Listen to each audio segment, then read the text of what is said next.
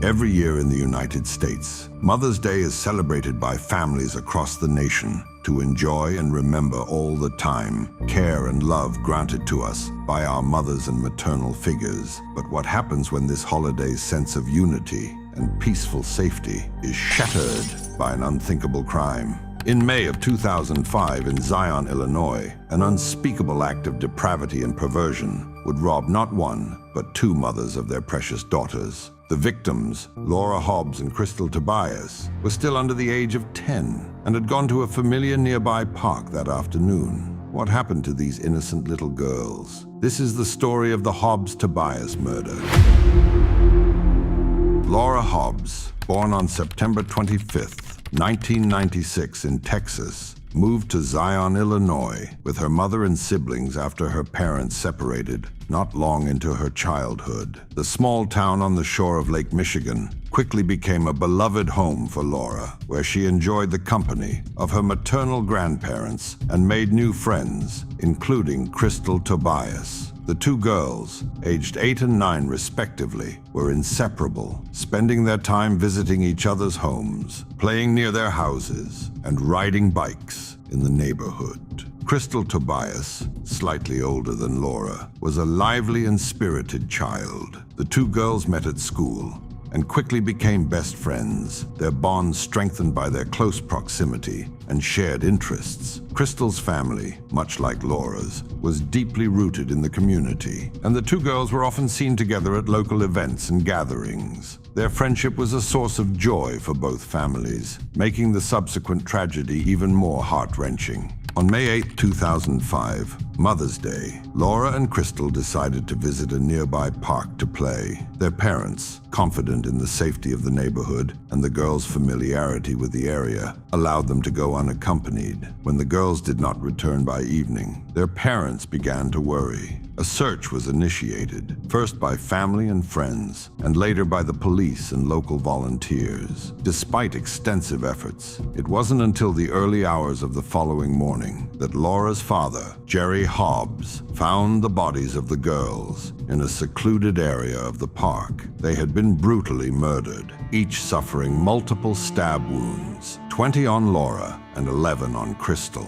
The discovery of the bodies marked a turning point in the investigation. The initial shock quickly turned into a frantic search for the perpetrator. The community, gripped by fear and grief, rallied together, offering support and assistance to the bereaved families, and an unfathomable collective wrath to whomever was found responsible. The local media covered the story extensively, urging anyone with information to come forward, while the police ramped up their efforts to track down the killer. Suspicion quickly fell on poor Jerry Hobbs, primarily due to his criminal history and the circumstances of his discovery of the bodies. How could he have known? Why was a known criminal allowed near these children, regardless of relation, in the first place? Suspicious minds played a nasty game, and Jerry quickly found himself at the center of it. Having possessed a significant criminal record, including previous charges of assault and domestic violence, which made him an easy target for the investigators. With no other leads, he was interrogated for over 20 hours and ultimately confessed to the murders, though he'd sworn many times he hadn't done it. However, this confession was later revealed to have been coerced under duress, with Jerry later recanting and claiming that he had been threatened and deprived of sleep by the detectives. He would later be quoted as stating, when asked why he had gone along with the coerced confession, "I found my daughter dead. They didn't need to try and break me. I was already broken." Jerry Hobbs' confession led to his arrest and the commencement of legal proceedings against him. However, his defense attorney discovered that crucial evidence had not been properly analyzed. DNA tests conducted in 2008 revealed foreign DNA on Laura's body that did not match Jerry's, strongly indicating another perpetrator. Despite this, the prosecutor initially refused to drop the charges, arguing that the DNA could have been from environmental contamination.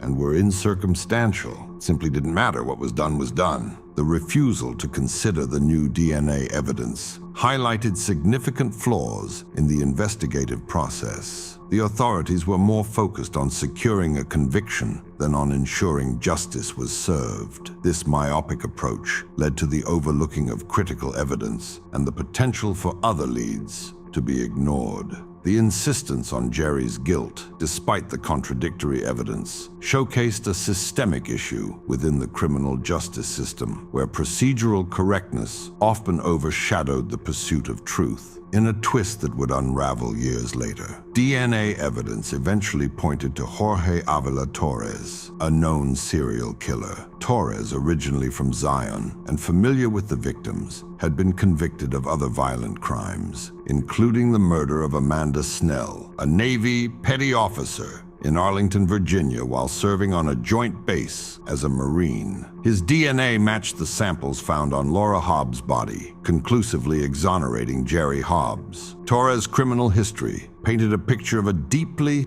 disturbed individual with a propensity for violence. His connection to Zion and the victims made him a likely suspect, yet he had not been considered during the initial investigation. The initial shock as his guilt not only vindicated Jerry, but also exposed the grave errors made by the investigators. Torres' subsequent arrest and trial brought some closure to the families of Laura and Krystal, but the long years of judicial mishandling left a lasting scar. Torres' ability to evade capture for so long can be attributed to several factors. His transient lifestyle and the fact that he committed crimes across multiple states made it difficult for law enforcement agencies to connect the dots. Additionally, his military background provided a veneer of respectability that masked his darker inclinations. After the murders of Laura and Krystal, Torres continued his spree of violence, undetected, leading to the tragic death of Amanda Snell in 2009, and several other attacks on women, until finally being caught and tried at the federal level. Torres' method of operation involved careful planning and execution, often leaving little evidence behind. His victims were chosen for their vulnerability, and his crimes were committed with a chilling precision that frustrated investigators. It was only through the combined efforts of multiple law enforcement agencies and the fortuitous match of DNA evidence that his string of crimes came to an end. The revelation of Torres' guilt led to Jerry Hobbs' release after 5 years of wrongful imprisonment. Jerry subsequently sued the authorities for their role in his coerced confession and wrongful detention, ultimately receiving a settlement of nearly $8 million. The case brought to light the severe consequences of investigative and prosecutorial misconduct and the necessity for stringent oversight in handling criminal cases. The Hobbs-Tobias murders highlight the outcomes of systemic failures within the criminal justice system. Had a system of proper forensic analysis been in place, the dangers of coerced confessions and the critical need for justice system reforms would not have been needed.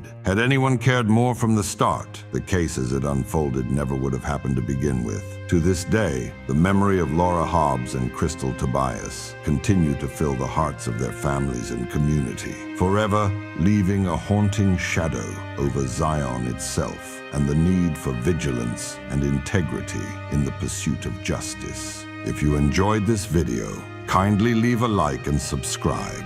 I look forward to seeing you in the next one.